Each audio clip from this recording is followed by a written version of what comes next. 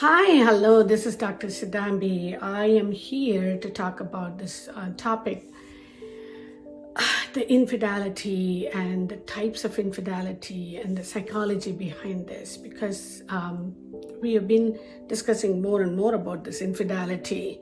You might not even realize there are so many different types of infidelity.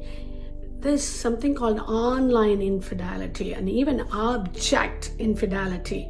What does that look like, an object infidelity? Picture this: you're in a relationship, but your partner is completely consumed by something else. Their work, the video games, the fitness, the shopping.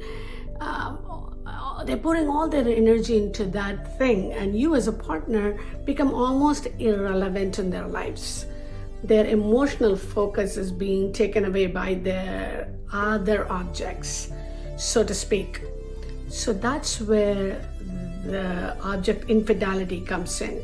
It's not the physical or even emotional connection with the other person. It's about the shift in the emotional attachment away from the relationship. So you can see how people can get obsessed with, these days. The psychology behind this. Why is it happening? The relationship become unsatisfactory, low self-esteem, even the personality types. The research has shown that the dissatisfaction in a relationship.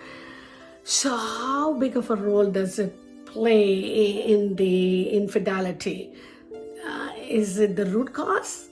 It's definitely a factor, but it's rarely the only thing. Think of it like this: if someone's needs are being met in the relationship, then they're going to be looking for no other fulfillment. If it has not been met, they are going to look for fulfillment somewhere else. So you can just say it's like a vulnerability. So then to that you add the low self-esteem, and things can get complicated at that point in time. So how would low self-esteem kind of contribute to the low self-esteem, to the infidelity? Is it so when someone is feeling insecure or inadequate, they might crave attention and affirmation from others to boost their own self-worth. So unfortunately, that can lead them to the path of infidelity. They're looking for something outside themselves to validate them, to make them feel good. So it's a temporary fix. It doesn't address the underlying issue, and it doesn't work in the long run. It's like putting a Band-Aid on a broken skin wound. So it's, the personality types.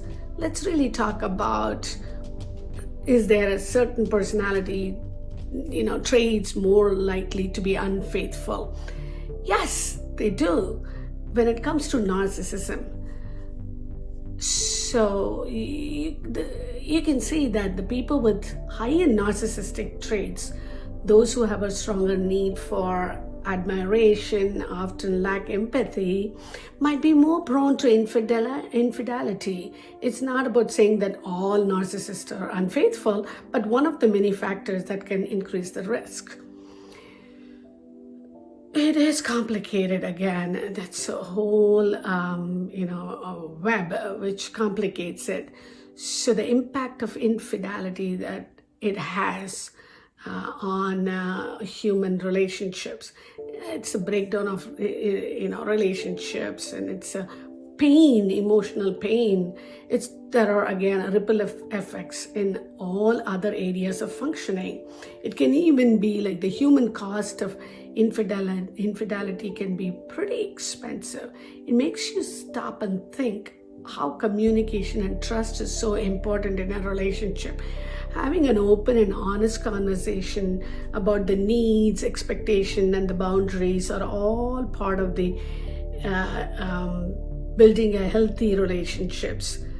But it is easy to say, but then it's one thing to say it, but really to acquire these and put it into practice, it's work. It's not always a clear-cut reason why people are engaging in this infidelity. Human psychology is pretty complex, and so we know that there is a complex, often messy, and often fascinating world of infidelity. So it really does provoke you to really look into this issue with a different eye. It's an dive into this kind of societal problem. It is a societal problem now, with the social media and with so much the world has been in our fingertips. It's not that easy for people who are in a relationship where there is an infidelity, for them to even track what's going on in their relationships. And a lot needs to be unpacked, and a lot needs to be addressed to build that faith and trust back into these relationships.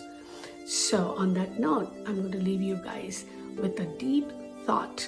If you or your loved ones or those or your acquaintances suffering from this kind of situation, going through infidelity in their relationships, please listen to them empathetically and tell them that they are not alone, and there is help, and they need to seek out help.